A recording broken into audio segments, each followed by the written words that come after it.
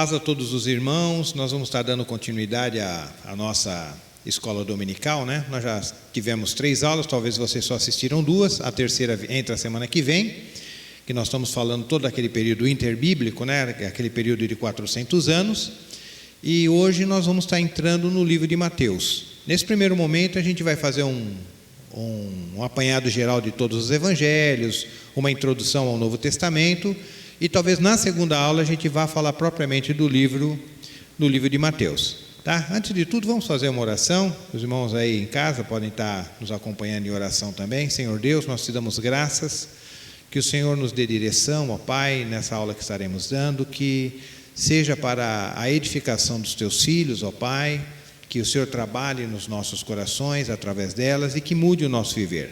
Pois é em nome de Jesus que nós oramos e agradecemos. Amém. Então, queridos, como nós já dissemos, né, nós vamos fazer uma parte introdutória ao Novo Testamento, e sabendo que no Novo Testamento nós temos 27 livros, né? E esses livros, eles estão dispostos de uma forma didática, não foi colocado ali, os livros não estão ali colocados aleatoriamente, né? Eles foram colocados obedecendo uma certa ordem, uma certa lógica.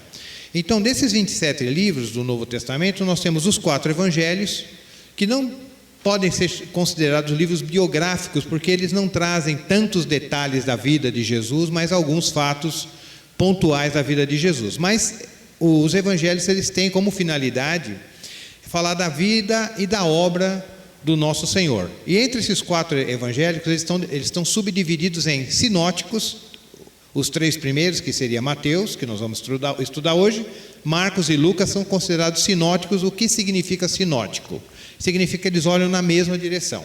Eles têm praticamente a mesma perspectiva. E essa palavra sim é uma preposição grega, né, que significa junto, ou com o mesmo sentido, é uma palavra muito usada, por exemplo, sincronia. O que é sincronia? Tem no mesmo tempo. O sim, quer dizer, significa que está no mesmo tempo. Sintonia, no mesmo tom. Então, esse prefixo sim tem essa finalidade. Então, são sinóticos porque eles estão indo na mesma ótica, né? Tem o mesmo olhar a respeito do assunto que eles estão tratando.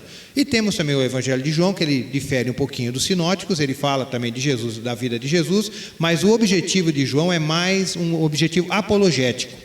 Como João escreveu o seu evangelho já no final, não melhor no final, mas foi um dos últimos dos evangelhos escritos, e no final do primeiro século, então já existia ali problemas na fé.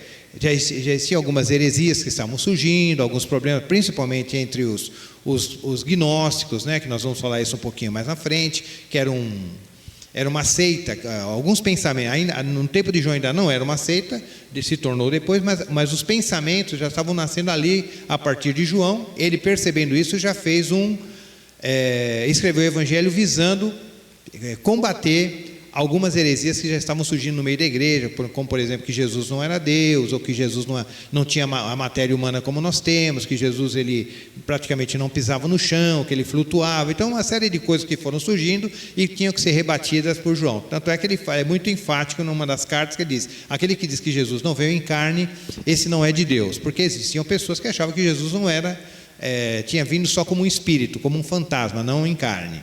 Então, o Evangelho de João já tem mais esse objetivo.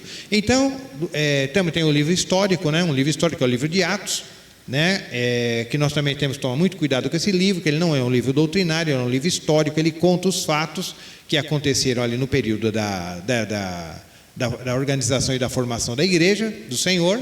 Temos as 13 cartas de Paulo, né? E entre essas cartas, epístolas ou missivas, que é a mesma coisa, nós temos as 10, que é mais endereçada às igrejas, para o comportamento, o procedimento da igreja, e 3 cartas, que é 1 Timóteo, 2 Timóteo e Tito, são cartas pastorais, foram direcionadas mais para a liderança, para os presbíteros ou aqueles que supervisionavam a igreja do Senhor. Tem 8 cartas que são consideradas gerais ou católicas, que é a 1ª, 2ª de Pedro, Tiago. Então, as cartas de João, e são chamadas gerais ou católicas porque elas não tinham um destinatário específico. Existe uma controvérsia com as de João, primeira, segunda e terceira de João, porque João, principalmente a terceira, ele envia a Gaio, mas ela também é considerada uma carta geral ou uma carta católica, né? que tem o mesmo sentido de uma coisa geral ou universal. E tem, por último, um livro profético, que é o Apocalipse, né? E Apocalipse significa revelação, ou seja, tirar o manto ou tirar o véu. Às vezes a gente se aproxima do livro do Apocalipse com certo medo, né?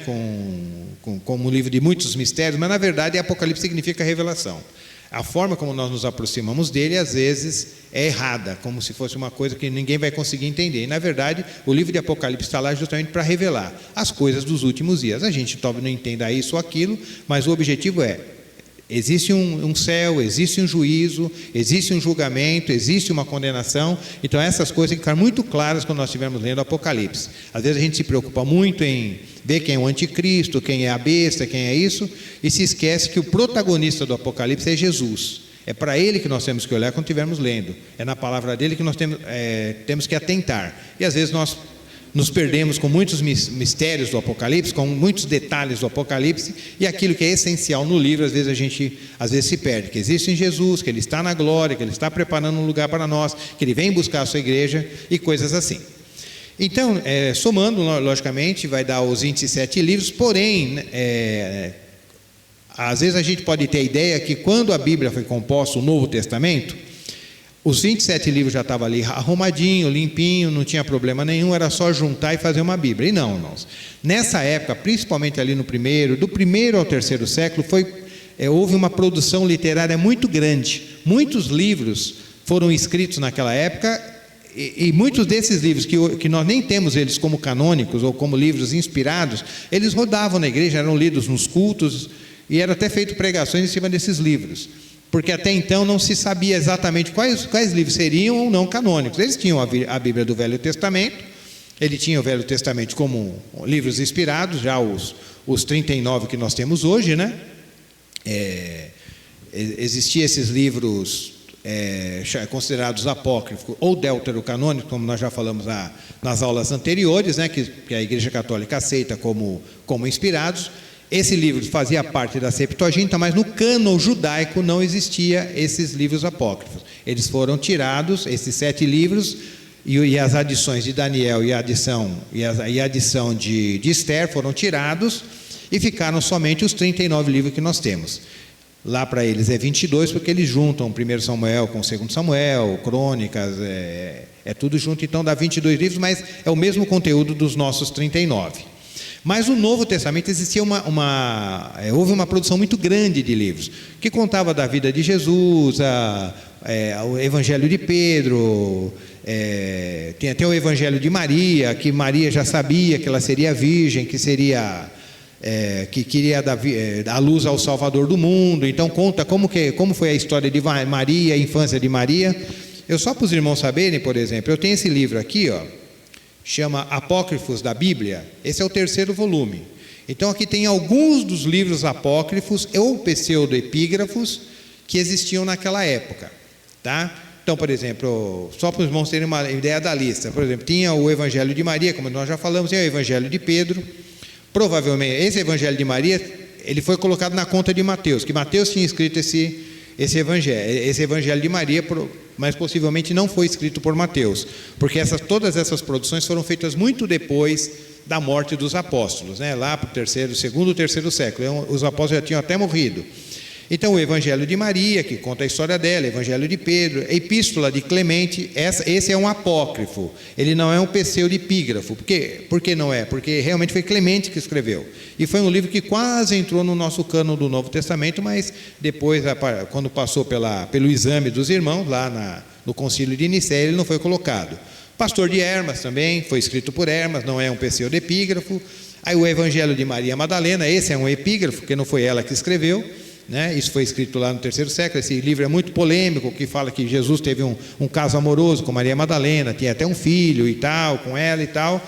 Tem livros da infância que fala da infância de Jesus, que Jesus fazia lá, por exemplo, só para os irmãos terem uma ideia dos absurdos, né? Ele fazia um passarinho, um animal lá com barro, e depois ele ele declarava para aquele animal ter vida, e aquele animal tinha vida. Então tinha série de coisas folclóricas, fantasias, que se escreviam nesta época, né? Então por isso eles foram reprovados. Tinham Atos de Pedro e dos 12 apóstolos e por aí vai. Tinha mais entre pseudepígrafo e apócrifos, irmãos, tinha aproximadamente mais de 100. Mais de 100. E muitos deles rodavam na igreja, e até que houve a necessidade de haver uma seleção e ficar realmente aqueles que eram considerados canônicos. Existia um critério para isso, nós não vamos falar isso, mas vamos falar um pouquinho mais para frente, e para que fosse estabelecido. Tinha um cânon, que era chamado o cânon de Marcião. Esse Marcião é considerado um herege, né, pela igreja, foi considerado um herege pelos pais da igreja. E ele desconsiderou todo o Velho Testamento e fez um cânon particular, que era só uma parte do livro de Lucas e 10 cartas do apóstolo Paulo. Só isso para ele era inspirado. O restante ele desprezou tudo e fez o seu próprio cânon. Mas desses 27 livros que nós temos hoje como inspirado, mesmo que antes mesmo da igreja fazer essa seleção, as igrejas já tinham esses livros como aqueles que deveriam ser considerados como inspirados mesmo, tá? Então, quando foi feita essa seleção dos 27, a igreja praticamente já os aceitava com certa, de forma quase que oficial, tá? E até um concílio, um documento achado, que era um documento de moratório, esses 27 livros já estavam listados lá. Bom, irmãos, então passando essa primeira parte introdutória, aí nós vamos entrar especificamente, vamos fazer um resumão, um resumo mesmo do livro de Mateus, e o objetivo desse resumo, o objetivo dessa aula, não é você se prender apenas naquilo que nós estamos falando, mas ajudar os irmãos na leitura do livro. Então, quando essas informações servem para que você tenha um ganho maior na leitura bíblica ou dos evangelhos, ou seja, qual livro for. Por isso esse resumo é importante. Você pega os pontos principais, mas na hora da leitura aquilo pode te ajudar na compreensão. Bom, a data que foi escrito o livro de Mateus. O livro de Mateus, existe uma discussão, essas questões de data são muito complicadas, não dá para se bater o martelo. Tem um grupo de eruditos que fala que foi escrito entre 50 e 60, antes da destruição de Jerusalém, na destruição do templo no ano 70, a destruição de Jerusalém no ano 70. Então, há alguns que acham que o livro foi escrito entre 50 depois de Cristo até o ano 60, 65, e alguns que jogam isso um pouquinho mais para frente, até ano 90 depois de Cristo, mesmo depois da destruição de Jerusalém. Mas a grande maioria acha que o livro foi escrito antes da destruição de Jerusalém, antes do ano 70. E qual foi o primeiro livro escrito no Novo Testamento? Porque nós temos uma ordem aqui, né? Mateus, Marcos, Lucas, João, Atos. Então, mas eles foram colocados mais por assuntos do que propriamente por data. Há quem diga que o livro de Marcos foi escrito primeiro, por isso é um livro mais simples, tá? Mas há quem diga que o Mateus foi escrito primeiro e que depois os demais copiaram de Marcos. Há quem diga que Lucas foi escrito primeiro. Então existe muita discussão aí. A grande maioria dos irmãos, né, estudiosos da área, acha que foi Marcos o primeiro e que os demais irmãos, tanto Lucas e Mateus, copiaram de Marcos e ampliaram um pouco mais. Tá? Mas a questão é que, se houve também uma diferença, de tempo, foi muito pequena também. Isso é mais assim a título de informação. Qual é o tema central de Mateus? Então é importante, quando nós vamos aproximar de um livro bíblico, a gente entender qual é o tema, a quem, o que realmente aquele autor estava querendo abordar, o que o Espírito Santo estava querendo, através do seu autor, através do seu servo, ele estava querendo passar para o seu público. Então, Mateus, ele foi escrito para judeus, tanto convertidos como não. E qual era a expectativa do judeu? A expectativa do judeu era o Messias, ele estava esperando um rei. Então, quando a gente estudou lá em Macabeus, então você vê que porque todas aquelas lutas no período dos Macabeus, que está dentro do período interbíblico, qual era o desejo, qual era o maior desejo do povo de Israel? O maior desejo do povo de Israel era justamente estabelecer o seu reino aqui na terra, ter um rei como foi um líder poderoso, como foi Moisés, como foi Josué, como foi Sansão, como foi Samuel e assim por diante. Então ele estava esperando, mas aquele rei que ia realmente colocar fim em todas as maldades, ia realmente estabelecer um reino eterno aqui na terra. Então eles esperavam esse Messias, porque eles conseguiam enxergar nas escrituras, principalmente de Isaías, e que um menino vos nasceu, um filho se vos deu, e o seu nome será maravilhoso, conselheiro, Deus forte, Pai da eternidade, príncipe da paz e tal. Então eles tinham nisso um Messias, então eles tinham essa esperança no coração. Então Mateus, quando escreveu, ele escreveu para atender essa expectativa, que aquele Messias que ele estava esperando já veio. Aquele Messias era Jesus, aquele que foi pregado lá no Calvário, que foi pregado lá na cruz.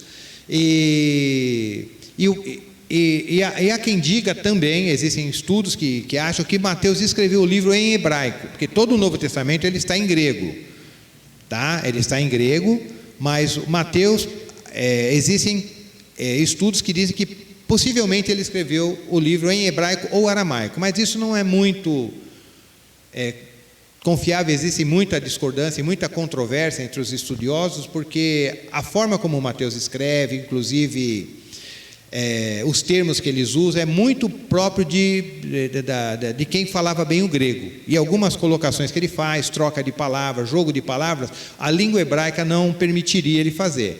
Então uma boa parte dos eruditos e estudiosos acham que o livro de Mateus foi escrito em grego mesmo, em grego, e mais algum grupo, uma outra parte, que acha que foi escrito ou em hebraico ou em aramaico. A autoria do livro.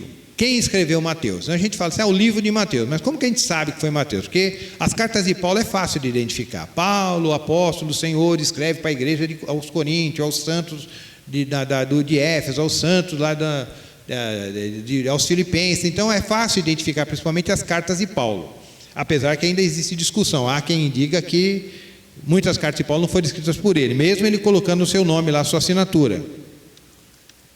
Mas no caso dos evangelhos, o nome do autor não aparece. Então como que a gente pode afirmar que foi Mateus que escreveu? Nós fazemos essa afirmação baseado nos pais da igreja. Quem eram esses pais da igreja? Foram aqueles homens, aqueles irmãos fiéis ao Senhor, que viveram próximo dos apóstolos, e alguns conseguiram conhecer um apóstolo ou outro e registraram. E talvez ali, na conversa, eles conseguiram registrar que realmente aquele evangelho foi escrito por este ou foi escrito por aquele. Então, baseado, por exemplo, em escritos de Pápias, que era um dos pais da igreja, Irineu de Leão escreveu ele citou que o livro o Evangelho de Mateus realmente tinha sido escrito por Mateus ou por Levi, que é a mesma pessoa. Clemente de Alexandria e Eusébio de Cesaré. É muito importante, principalmente a afirmação de Eusébio de Cesaré, porque ele era um historiador. Então ele pegou praticamente tudo que tinha de história de igreja até ali o 3º século e registrou, baseado naquilo que os outros pais já haviam dito. Então ele deixou aquilo registrado, e ele atesta também que o livro de Mateus foi escrito por esse Mateus, que era um dos 12, né? E o nome de Mateus, como já falamos, também ele é chamado também de Levi, e isso nós encontramos lá em Marcos capítulo 2, versículo 14, caso os irmãos queiram confirmar. Bom, agora indo para o livro em si. Então a gente vai fazer uma passagem muito rápida, né, no livro. No capítulo 1 e no capítulo 2 do livro de Mateus, então nós vamos encontrar o quê? Nós vamos encontrar a genealogia, só que a genealogia de Mateus, ela não é uma genealogia como a genealogia de Lucas. Aí quando os irmãos estiverem falando em Lucas, eles vão explicar. A genealogia de Mateus, ele faz questão de colocar Jesus na genealogia de José, na genealogia dos reis, porque ele estava apresentando o rei de Israel. Ele estava tentando,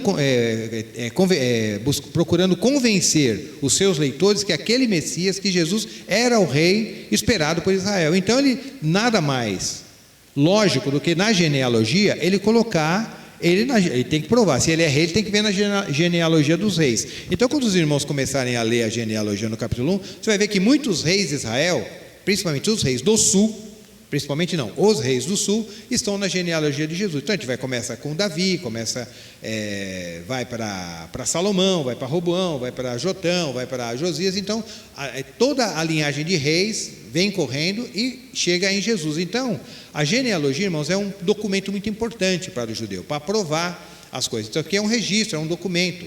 Isso aqui não foi, os nomes não estão aqui aleatoriamente, não foi uma montagem. Então, se vai buscar os documentos, vai ver que realmente Jesus fazia parte, segundo o homem, né, fazia parte dessa genealogia. E começa logo falando que Jesus faz parte da genealogia de Davi e de Abraão. Por quê? Porque são duas alianças importantes.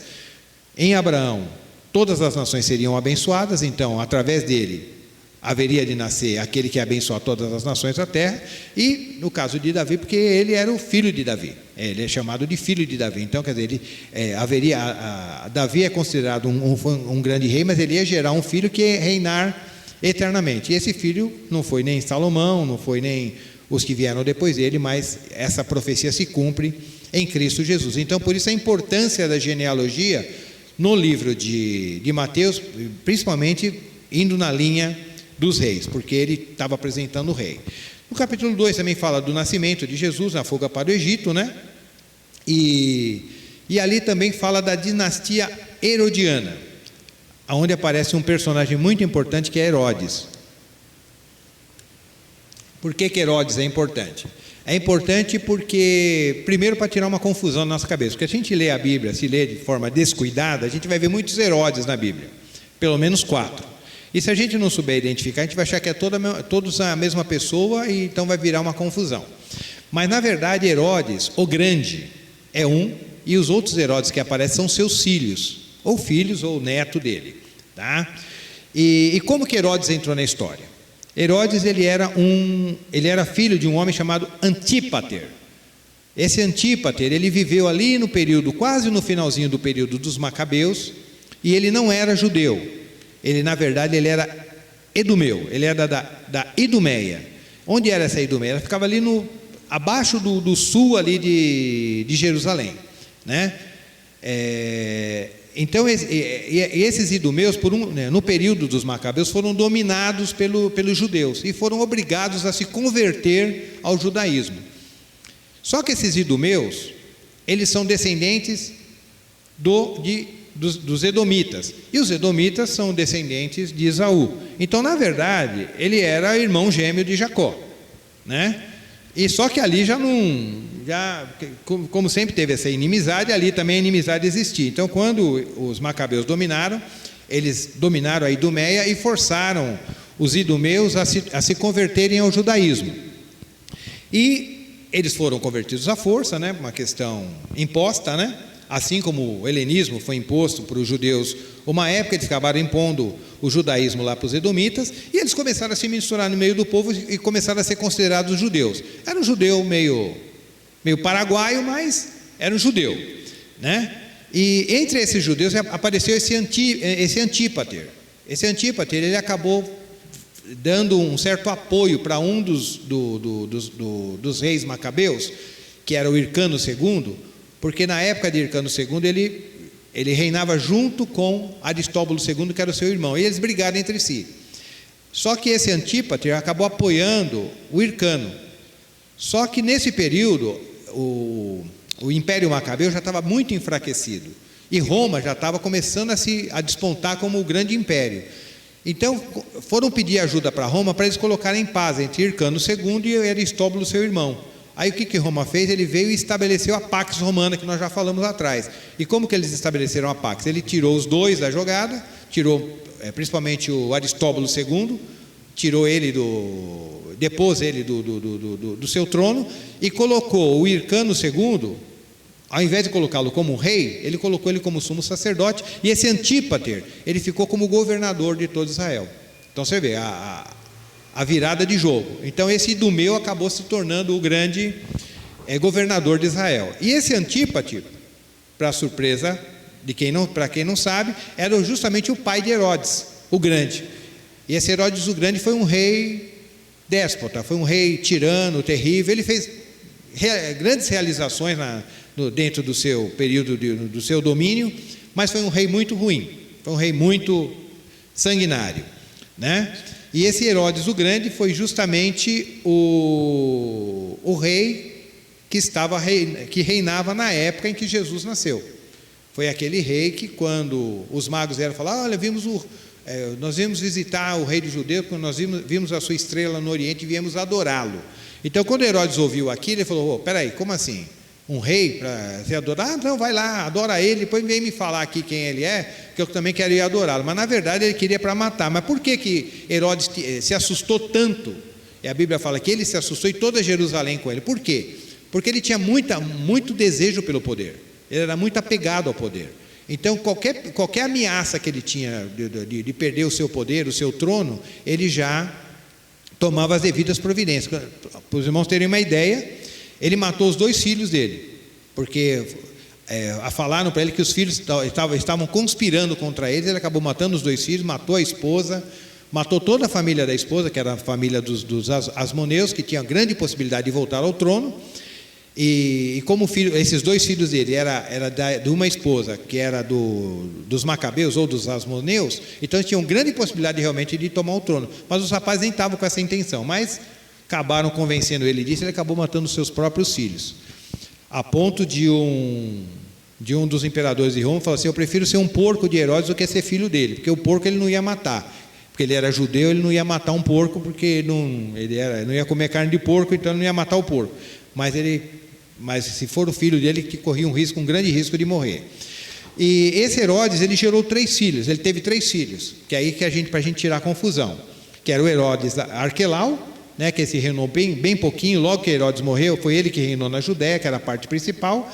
Herodes Antipas, esse Herodes é mais conhecido, foi justamente aquele que era amante de Herodias, que era esposa do seu irmão, que era o Herodes Felipe. Então esse Antipas é aquele que mandou cortar a cabeça de João Batista. Então esse aqui é o Herodes Antipas, tá? Ele reinava numa parte ali de Israel. E tinha o Herodes Felipe, que era o esposo dessa Herodias, cujo irmão dele era amante. Esse é o Herodes Felipe, que ele reinava numa outra parte ali de Israel. Mas tinha tanto rei no mesmo país? Exatamente. Israel foi dividido em cidades, em partes, né? E Herodes, depois que morreu, ele dividiu essas partes entre os seus filhos. Então cada um ficava com uma parte. Mas não era aquele reinado que eles faziam o que bem queriam. Eles eram subservientes de Roma, quer dizer, Roma é que dominava tudo. Então eles eram reis, mas eram reis vassalos, né? Bom, e indo para o capítulo 3 e capítulo 4, dentro desse resumo, nós temos o início do ministério de João, né? E cuja a pregação central era a chegada do reino. Então, a partir de João, a partir de Cristo, é que se começou a falar sobre o reino celestial.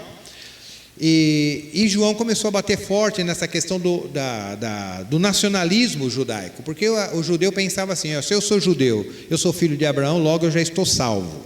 Então, por isso João usa aquela palavra dura: olha, se vocês pensam que vocês são salvos, fica sabendo que dessas pedras Deus pode suscitar filhos de Abraão. Então, você não vai ser salvo só porque você é judeu. Você vai ser salvo se você estiver arrependido dos seus pecados e quiser ter uma vida devotada a Deus. Então é a sua conversão a Deus, é o seu arrependimento é que vai fazer você um filho de Abraão, e não simplesmente a sua nacionalidade. Isso para nós assim até não soa de forma tão pesada, mas para um judeu era muito pesado. Falar ele sendo filho de Abraão, ter nascido em Israel, guardador, entre aspas, da lei do Senhor, e ser considerado como qualquer outra pessoa, ser considerado como uma pedra. Quando João fala assim, dessas pedras ele pode levantar filhos a Abraão, significa qualquer pessoa, qualquer um que se arrepender pode ser filho de Abraão, não precisa especificamente nascer em Israel. Isso era uma mensagem inovadora, era uma mensagem inovadora e que de certa maneira perturbava muito os judeus, né? Porque eles achavam que não era dessa maneira. E ainda dentro do capítulo 3 e 4 tem o início do ministério de Jesus, o batismo e a sua tentação.